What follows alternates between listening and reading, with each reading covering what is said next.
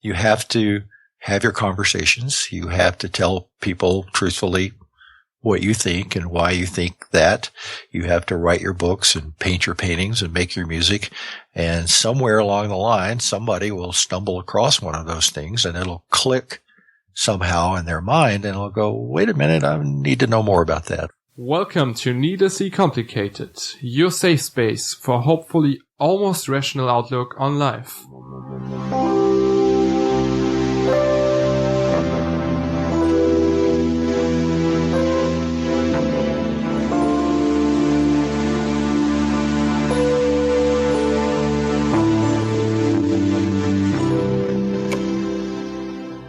Yasha, what a wonderful Sunday evening. It's podcast time again. How are you doing?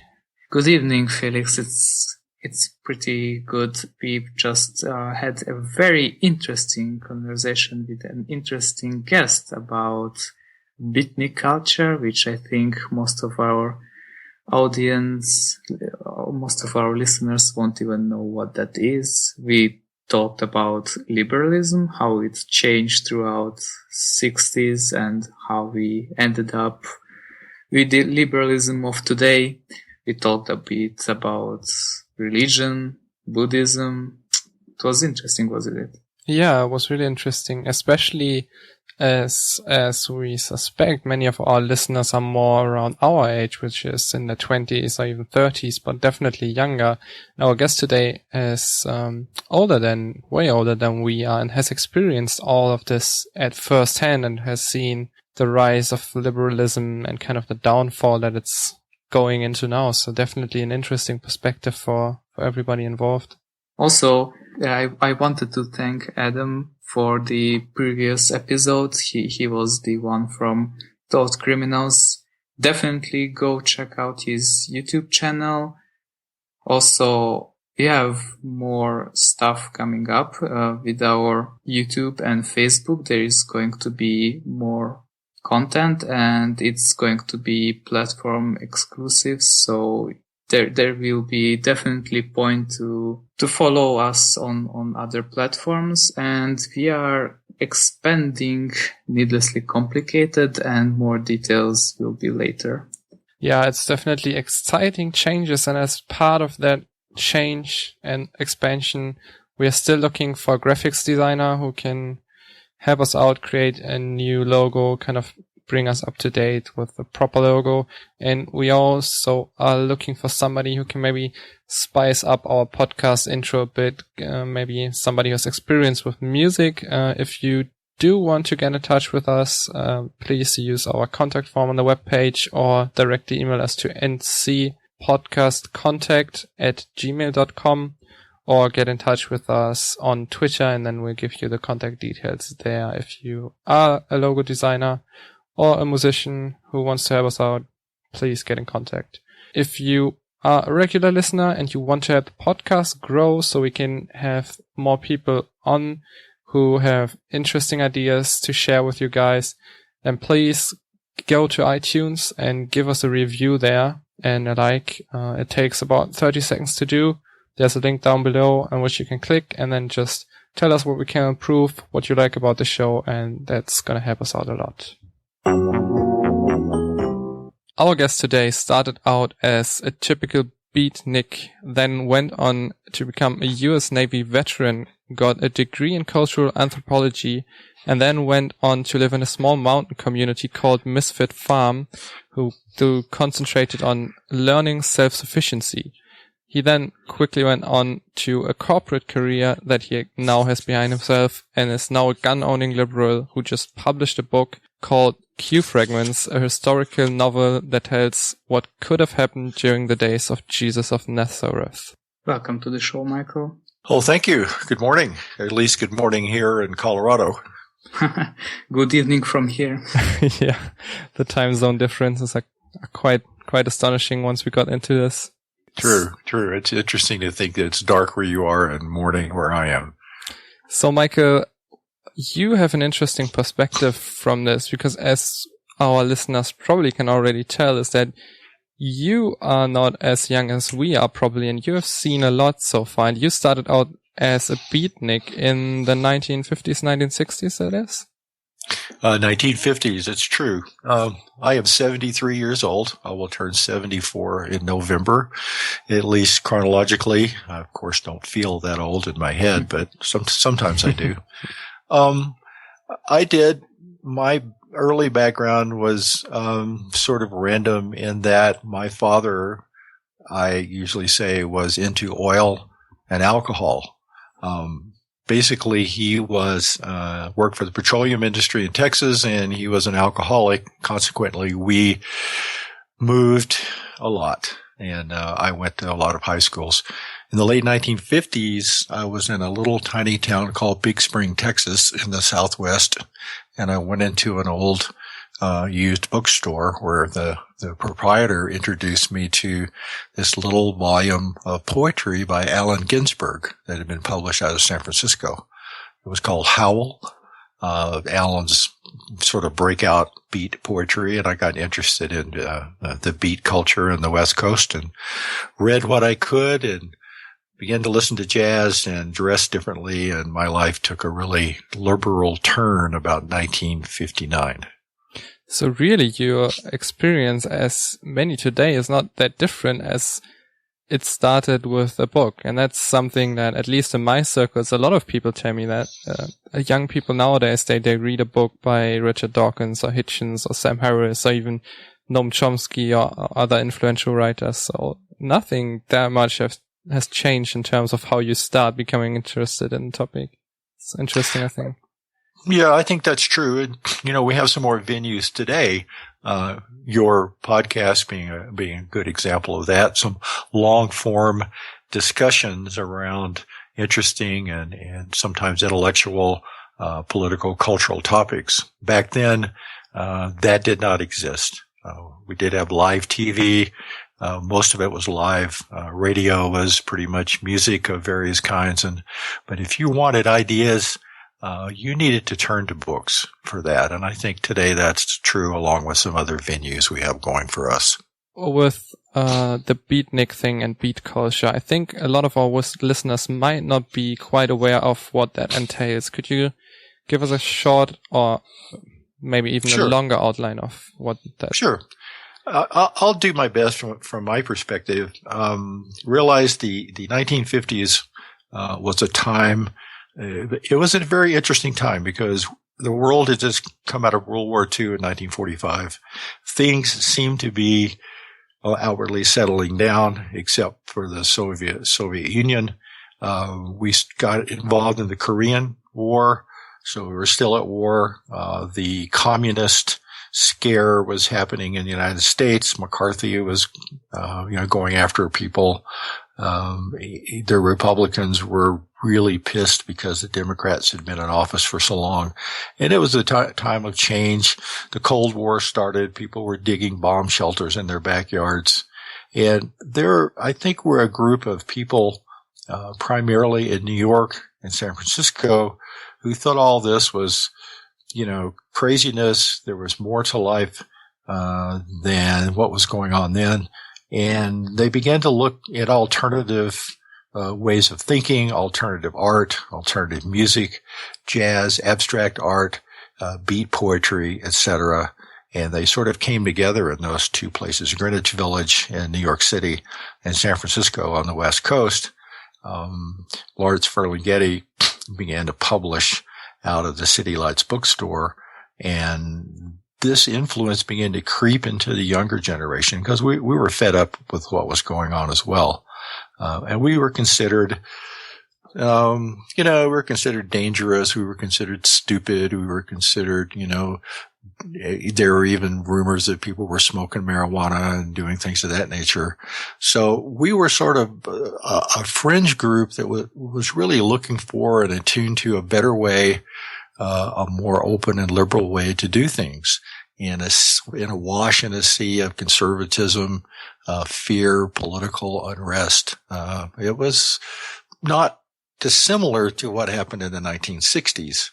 So this whole movement kind of, I guess you could almost say it flowed over into the 1960s movement to some degree. I think it did. I think one of the things that really launched the hippies, if you would call it that.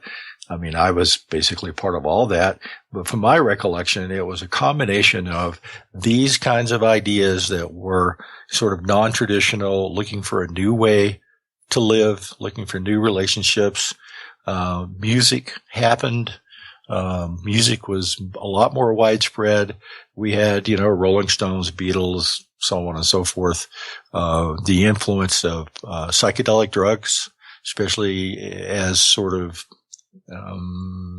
illustrated, if you were, by the Beatles, Sgt. Pepper's, clothing, and television. I think one of the things that really turned the corner was 1968, when people converged on Chicago for the Democratic National Presidential Convention and were demanding change. And we were looking different. We dressed differently. Our hair was long. We were smoking dope. We were really involved in politics from a very liberal perspective. The famous photograph of young, long-haired, obviously stoned hippie putting a flower in a National Guardsman's rifle muzzle was pretty interesting. So I think that really spread this whole idea that there were alternative ways to live, sort of outside the mainstream. And I think that wave sort of crested. And then as drugs became even more prevalent, harder drugs, I think it sort of crashed. I think it didn't have enough cohesion to turn itself into a viable political movement, because a lot of people that I knew, and myself to a degree back then after I was out of the service, we didn't really want to have much to do with politics. We thought we could turn things around and without getting involved in the political machine and the political system, but that obviously didn't work out very well. Oh, but nonetheless, you guys had some really groundbreaking ideas at the time, didn't you? Which were political to some degree. Yeah, we did. I mean, the civil rights movement was, that was part of the whole thing. I think that was very important. I think the whole idea of human rights and the tolerating differences that are not, harmful to other people, I think that arose out of that. The idea that, people can be different and still be fine and still function. I think that came out of that, because we were living in an era, of pretty heavy conformity in the 50s and the early 60s. I mean, think about it. When the Beatles showed up on American television and their hair didn't even reach their collars yet, but it was kind of long and shaggy. People were convinced that it was the end of civilization as we knew it. So things were rather difficult back then, and they've loosened up quite a bit. But I think you guys and you younger listeners don't understand how much the pressure to conform was put upon us when we were young. It was immense. So how would you say, how did liberalism evolve in the past few decades from your perspective? Okay. Good question. I think liberalism sort of grew up within the garden of these different political and social ideas. When I look around then and I look around now, it's not that much different. We have communities, used in a loose sense, if you will, of people who are very traditional. They're very religious. They're Christian fundamentalist, or maybe even not so fundamental, but still relatively, religious. They're conservative. They're distrustful. People who are different from them. I live in a town of 800 year-round residents, as I said on the Dave show, and we've got 800 residents and 5 churches here. Okay. And that gives you some idea of the kind of people around. So you've always had these different political and social and cultural groups that are trying to learn how to coexist and live with one another. I see the level of aversion and hostility has dropped off over the decades, and it's pretty acceptable now that If you walk down the street and you have on a cowboy hat and long hair and braids and a tie-dye shirt, it's nothing really out of the ordinary. So people have become to accept that. They've become to accept the fact that, black people come through town. Black people are just the same as anybody else. We're all humans generally. So I think the rise of the liberal cultural groups, if you will, in the country have forced other people to confront those differences and say, well, these people aren't so bad after all. I think when we get into politics, that changes. I think on a societal level, I think it's broadened people's minds. Some people more than others, but it's been a struggle. It's been a fight. Yeah, and now I see that there are some similar thoughts even in today's lefty politics, but the same ideas have been a little bit or more than a little bit twisted, and what once was deemed as accepting other people and other cultures is now turned into segregation. Yeah. I think it's gone backwards a bit. I think that I wrote a piece on my blog, I guess the first part of the year I called The Long Goodbye, because, ever since I was probably 17 years old, I've been what you might call a liberal. I've believed in liberal values. I've lived those values. My wife and I have a very diverse family. I'm an atheist. I'm a fairly, scientific, logical-minded person. My wife is educated in human services. She considers herself a Christian. We have 2 adopted children. One of them, who's working on his doctorate right now, is half black, half white. He's been our son since he was 3 weeks old. We have a daughter who's Jewish. She's 26 years old, and she's going to a Buddhist university. So we've got quite a mix of people in our family. But what I see, I guess, is that things have gone off the rails a little bit. I would expect liberals, the left, to be completely open to other people's ideas, be willing to engage people, to discuss, to disagree, maybe have your mind changed, if you have an open mind. But what I'm seeing, and I'm sure you guys know what I'm talking about, is the left, the liberals, or let's call them the left, the regressives, if you will, are not willing to do that. They're not willing to take other people seriously. They're not willing to listen to other people's opinions, to engage them intellectually, to say, well, you may have a good idea there. That may be true. Well, here I have another opposing. Well, maybe we should, get together and see how we can maybe work on this particular situation. We have differences in it. As you know, you see people being deplatformed. You see people being shouted down. You see people like Ben Shapiro, who can't even get in to give an invited talk unless he's surrounded by the cops. Why? It's not the conservatives, it's the liberals. So I have this uneasy feeling that things are turning in a different direction, a direction I really don't like. And you have seen the whole evolution of this pretty much in your lifetime. Where do you think did it go wrong? I guess it's not easy to pinpoint one event or one singular cause, but where did it start to go south, do you think? Well, Jonathan Haidt wrote an interesting article I read a few months back. I think he's got a pretty fair handle on it. I think where we see a lot of these instances, deplatforming and the left refusing to consider other people's viewpoints, is that they begin to feel that what's fair is fairness of outcome. They believe that if you don't agree with their particular worldview, if you will, then somebody needs to step in and straighten you out, and that you don't even need to be heard. I'm not really sure. Haidt seems to think it was the fact that a lot of people, and succeeding couple of generations have been overly protected by their parents. Anything that's gone wrong, parents step in, they take charge, they take care of it for them.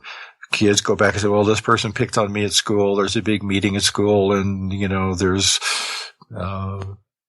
there's recriminations and there are punishments, etc. So later in life, when they encounter something that makes them uncomfortable, they seek an authority to come in and take care of them and set things right. They're not really able to sit down and say, look, I don't agree with you. I think you're stupid. I think you're wrong. You think I'm stupid. Let's fight this out verbally, intellectually, and see what we can do with it. Or let's agree not to agree, and you go your way, I'll go mine. Why it's spread so much? I'm just not really sure. Perhaps it's because I guess what God's side calls virtue signaling. I'm gonna support the fact that if you chalk Trump on the sidewalk at my university, I'm gonna report you to the police, right? So it signals where I'm at. It's very puzzling to me as to why people can't sit down and have conversations and disagreements and arguments and try to reach some sort of, if not compromise, at least some sort of understanding. It's pretty interesting and pretty sad. Do you think it's actually possible that the cause for this liberalism and the left derailing is actually because your counterculture back then actually won culturally and it became the establishment, and the establishment culture is always going to try to protect its integrity via political correctness, and the counterculture is always going to be for freedom of speech?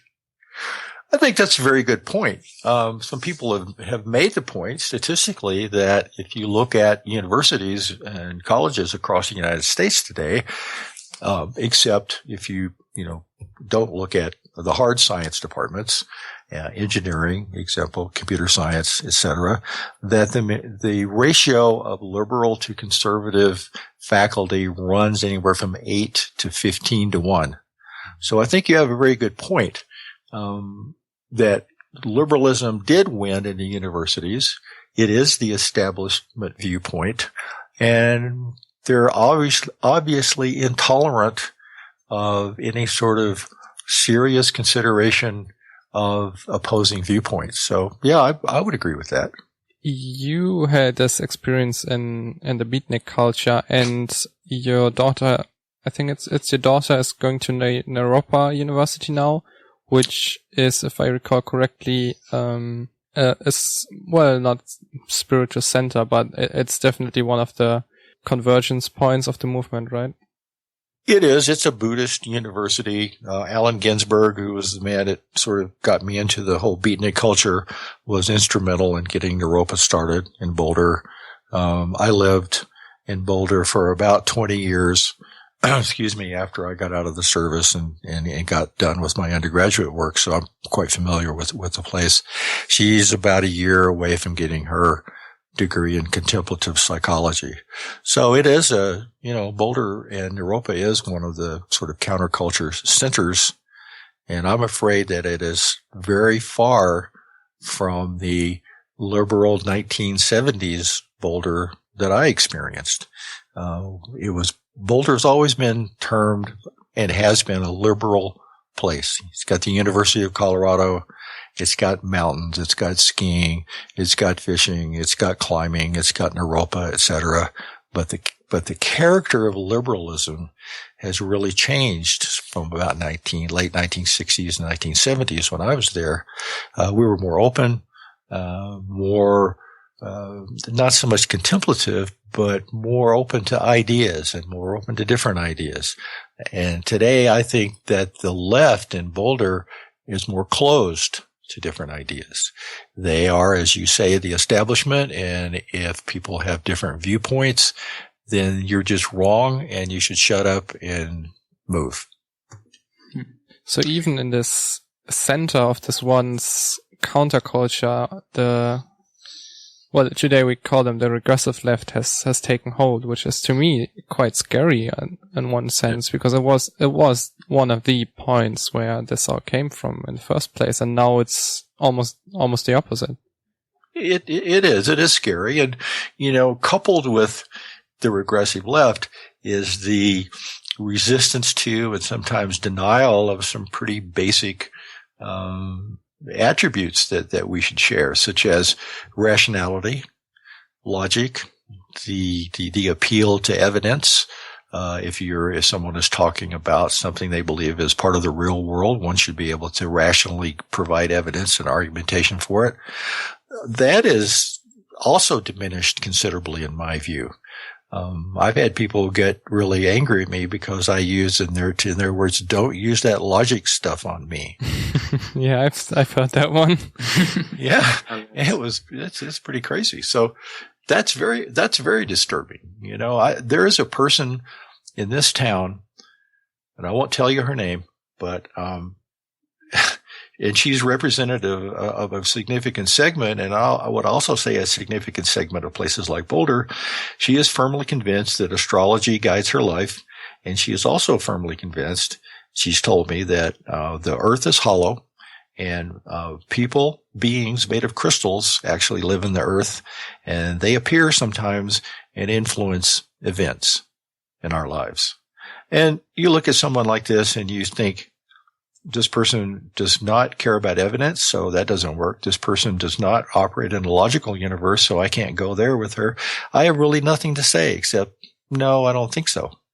And I think that's more prevalent than we would think these days. Not her, but that particular type of anti-reasoning, we might call it.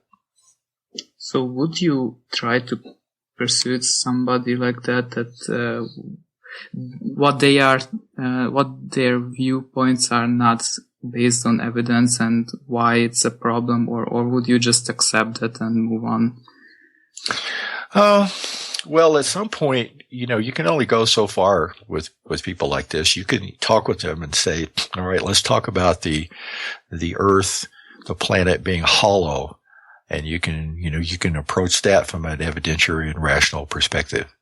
The problem becomes if they don't buy logic and rationality, if you give them evidence and they say, well, this evidence isn't real, big pharma has had its hand in it, government has, leaked this, or they come up with some rationale in which they discount the evidence, you don't have very far to go with them.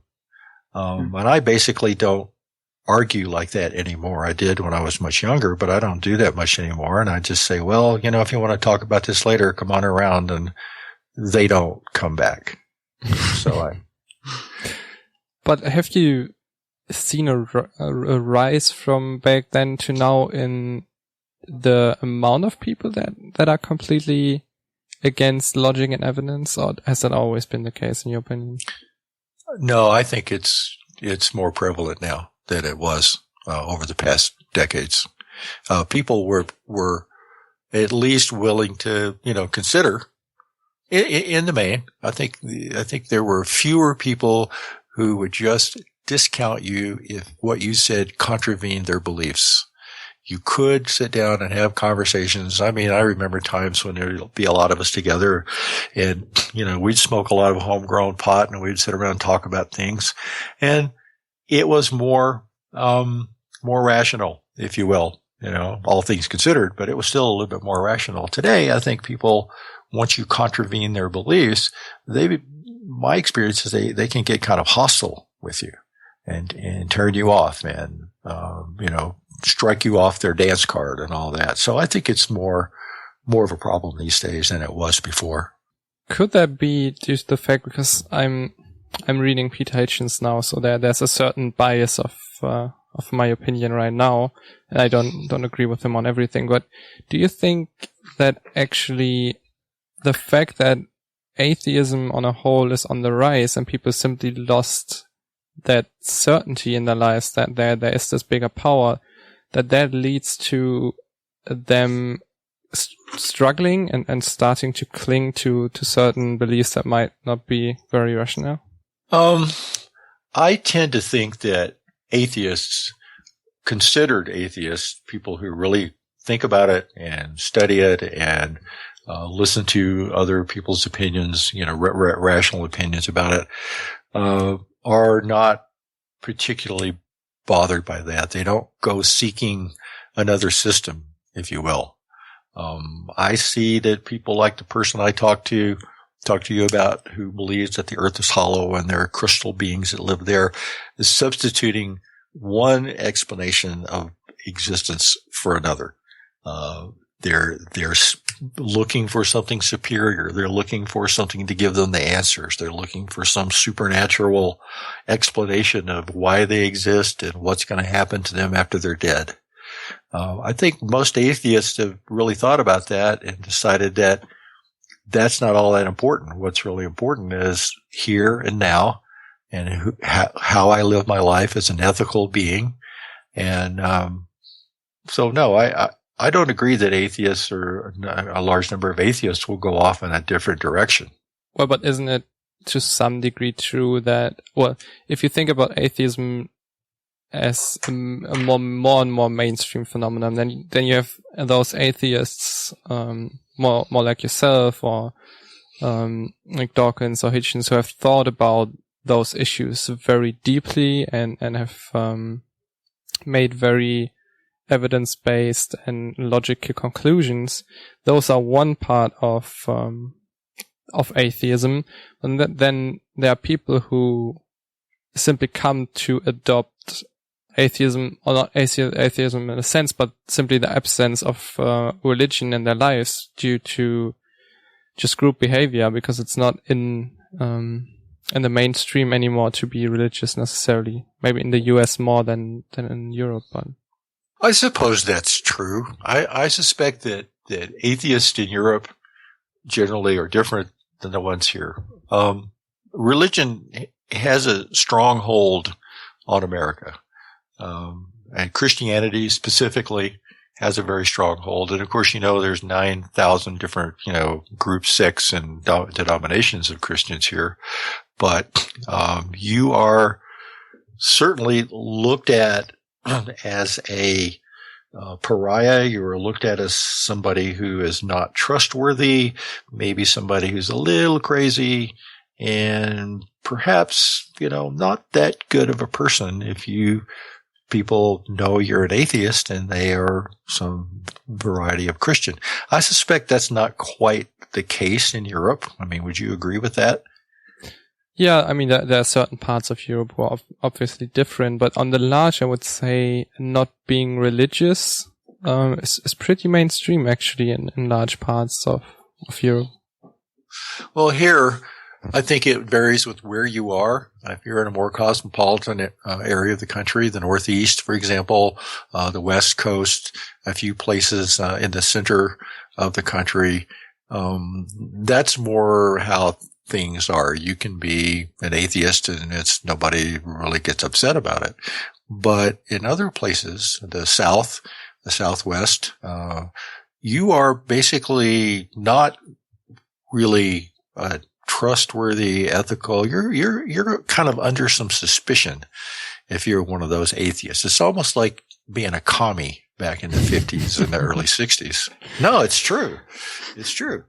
I mean, if you, I don't know, you could be a convicted child molester who's converted to Christianity and stand a better chance of being elected to office here than if you were an atheist. It's a very strange phenomenon. So now that we mentioned religion, you also mentioned Buddhism and how you and the whole Beatnik culture movement incorporated some of the Buddhism. So how does it relate? How does Buddhism relate to this whole culture? I think it relates really well, actually. I think the real emphasis, or popular emphasis during the Beat generation or the Beat days was more on Zen Buddhism than, the different other strains of Buddhism. I think it relates well because, first of all, as you guys know, there's no appeal generally, although I think some schools, Buddhist schools, have differed from this, there's really no appeal to supernatural beings, a supernatural power, a big god in the sky someplace. Although I think with some Buddhists, the Buddha himself, Siddhartha, has taken on a slightly, glowing tinge of supernaturalness. But in large, it's basically the kind of philosophy that the Beats looked at, which is what's important is who you are, how true to yourself you are, how you relate to the world and other people that offers, path in life and satisfaction in life. It's not your position or your job or your income or your beach house or any of those things. It's more a struggle to find meaning and value and happiness in life. And I think that's kind of where Buddhism and the two philosophies intersected. There is also this element, if I'm correct about this from what I know in Buddhism, that you have to change your mind based on evidence, and you have to be in this constant searching for truth, unlike in our Western religions, where you already know the whole answer and you don't need to be bothered about that. Oh, absolutely. I mean, one of the attractive parts of Abrahamic religions, which includes, of course, Islam and Judaism and Christianity, is that you don't have to worry about the answers, right? Just go to the book, find the right passage, and there's an answer. Now, there may be a different answer in another passage, which you can conveniently, try to reconcile. Or if you go to a completely different book, like the Quran, you might get totally different answers. But nonetheless, if you adopt one of these particular philosophies of life, you don't have to worry because you know what's going to happen. You know what you're supposed to do. You know how you're supposed to act. And most of all, I think for these people, is you feel that you know what's going to happen to you, because you believe there is a you, after you're dead. My opinion is that Buddhism and similar philosophies focus on the person now, here in life. How do I reduce my suffering? How do I increase happiness? How can I become at peace with my place in the universe? Whereas the other philosophies, religious philosophies, say, oh my God, what's going to happen after I'm dead? I think fear drives a great number of people toward those kinds of religions. Incidentally, that's the topic in Peter Hitchens' book that I just read before we started the show today. He describes how this eternal fear of uncertainty basically legitimizes Christianity and belief in that. I think that's a really interesting point. But besides that, since some of the ideas of Beatnik culture became kind of establishment almost, why do you think this particular part of it seemed to completely drop out? Because the left now doesn't even necessarily seem to be obsessed. Well, they are obsessed with themselves, but they are also obsessed with what happened in the past that we can't really change anymore, but they seem to be rather obsessed with it. Why have they lost this sense of focus on the now and well-being? Good question. I would have to speculate. I think that the Beats and certainly the early hippies, if you will, and that did change. I look at early hippies and later hippies, but the early hippies and the Beats were more philosophical, came from a more philosophical and intellectual foundation, I think. If you were to go back and read, for example, a lot of Beat poetry, it's pretty introspective. It's philosophical. It tries to deal with a person's relationship with life, however strange or commonplace that might be. I think it was a more intellectual pursuit. I think the early days of the hippie movement were similar to that. We're looking for a new way to live, a new way to relate to one another, a la communes, for example. What was the driving force behind different people from different backgrounds getting together and trying to live away from the pressures and the dictates of society.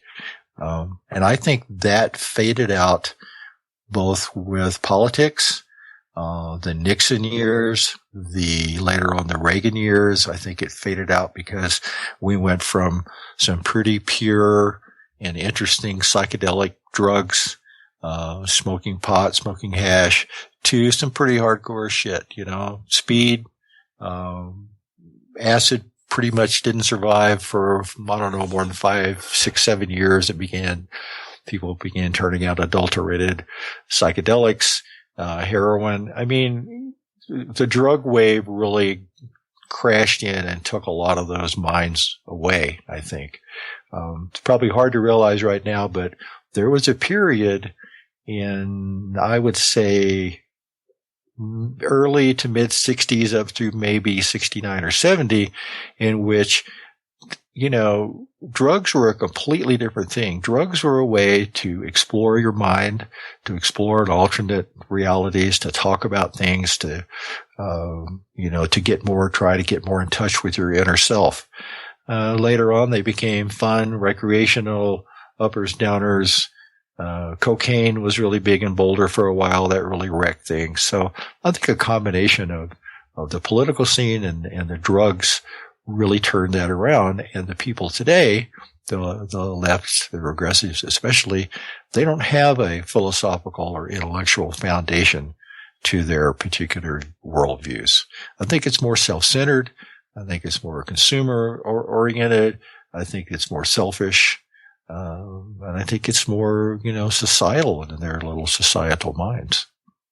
Would you agree that, in part at least, that this happened because the intellectualism, the rationality isn't that appealing to people? It's not providing the same sense of community and the same way to just feel good at this present moment and not care. It seems the irrational and emotional consumer-based behavior is somehow more appealing to people, even if in the beginning it wasn't. I do. And I think that's one of the things that killed the hippie movement is exactly that.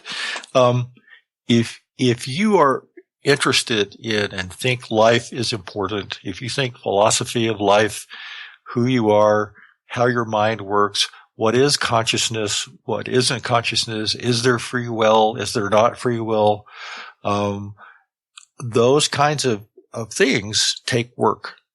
You have to read deeply.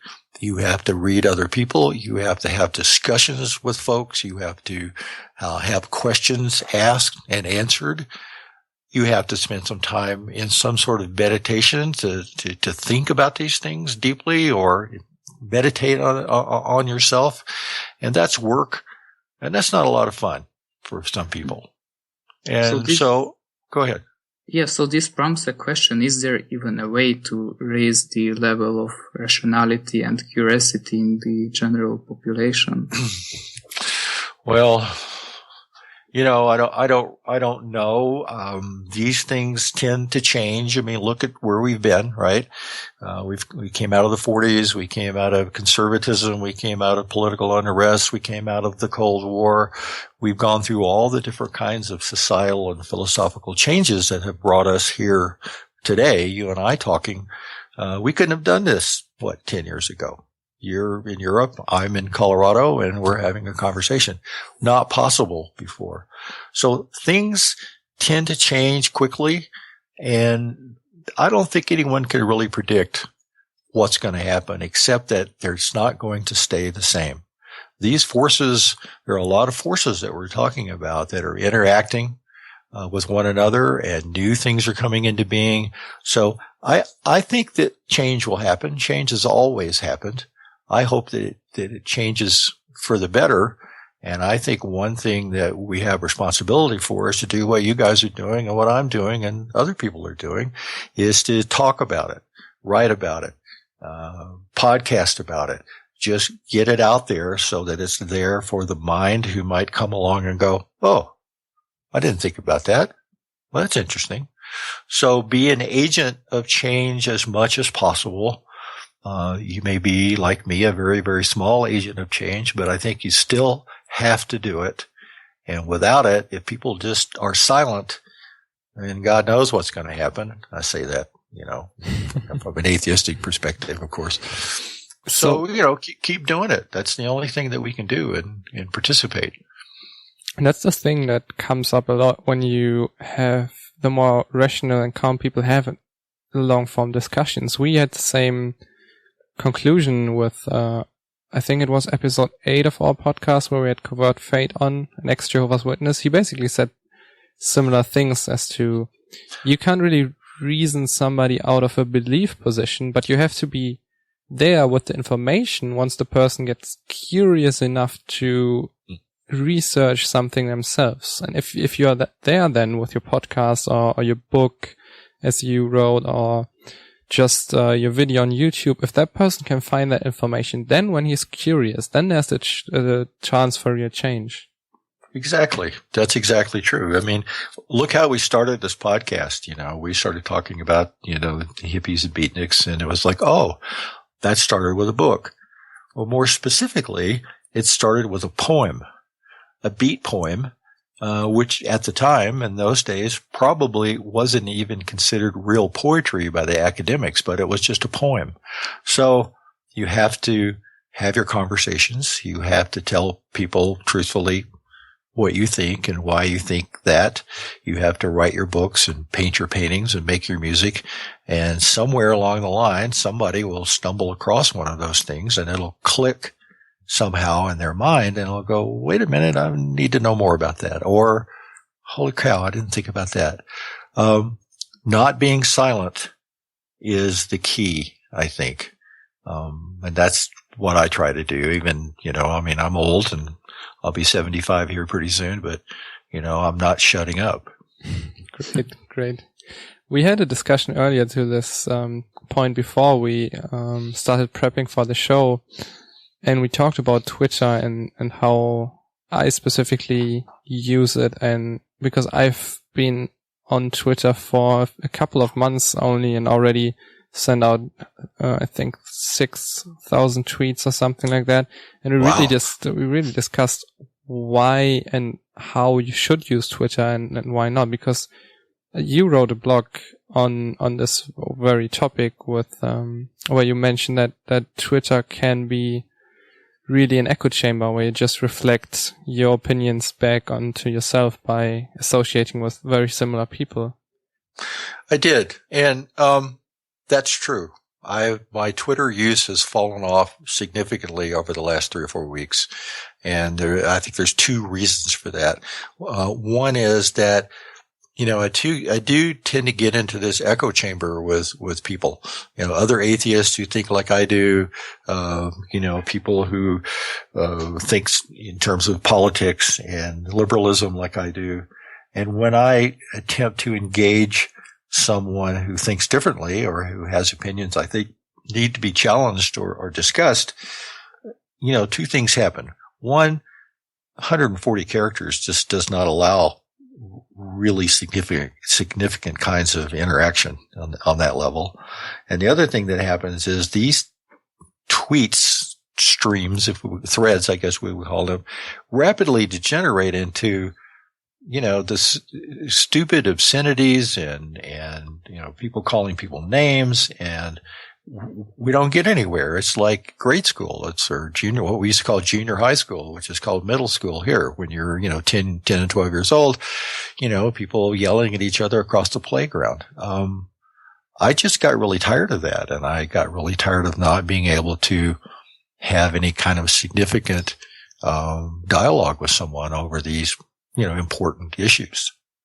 Yes, and that's exactly what I told Felix as well, is that if you want to challenge your own ideas and challenge others, and if you do that via real life, you sit down with a person, even if just for an hour, but presumably even more time, and you lay out your case, he does, you have a way better chance. Even if you don't persuade him and he doesn't, at least you will understand where you are coming from and where he does.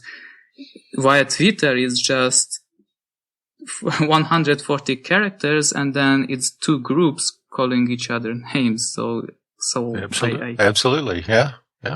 It's one-upmanship. It's one-upmanship in 140 characters. Who can win this particular little exchange? And frankly, I don't have a lot of time left in life, and I really don't have a lot of time left to play that game anymore. At the same time, though, I feel there's some legitimacy in Twitter use. I think what it can do very well is that you can connect to a lot of people quickly. The question then is, how do you use these connections? And that's what I'm struggling with a bit, because all these Twitter discussions really, even if they don't completely derail into degeneracy, they tend to be a kind of self-congratulatory, or people congratulating each other, right? Right. At the same time, it's a great social tool to just find people that are on a similar level with you, or that you find interesting. I think the key is, though, to get these discussions off of Twitter, to maybe start them there and to connect to people there, and then get them off of Twitter and maybe do a Google Hangout on YouTube, or meet up in a pub, or do a podcast together, or write an email back and forth. And I think that's where Twitter could be rather valuable. No, that's a great idea. I tend to agree with that. I go back to it occasionally, and I try to be not confrontational or fall down those echo chambers and wells, and communicate with you and some other folks back and forth. So it does have some advantages. I will agree with that. I just had to back off from it because I found myself too easily sucked into these rather juvenile exchanges with people, and I need to stop that. It's very persuasive at doing that, unfortunately. Yeah, it is. You literally lose time. You just sit there and you keep arguing, and then whoop. I know. That's your day then. Well, that's your day, So what have you been doing the last half an hour? Well, I've been on Twitter, so I know what you mean.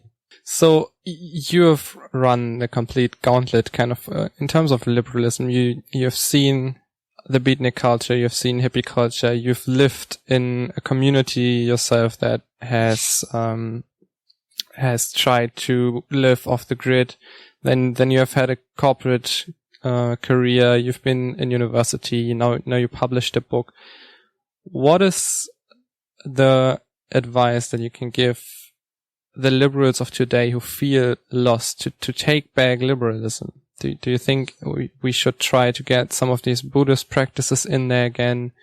Do you think connecting through the internet is valuable? What's your advice as somebody who has seen a lot?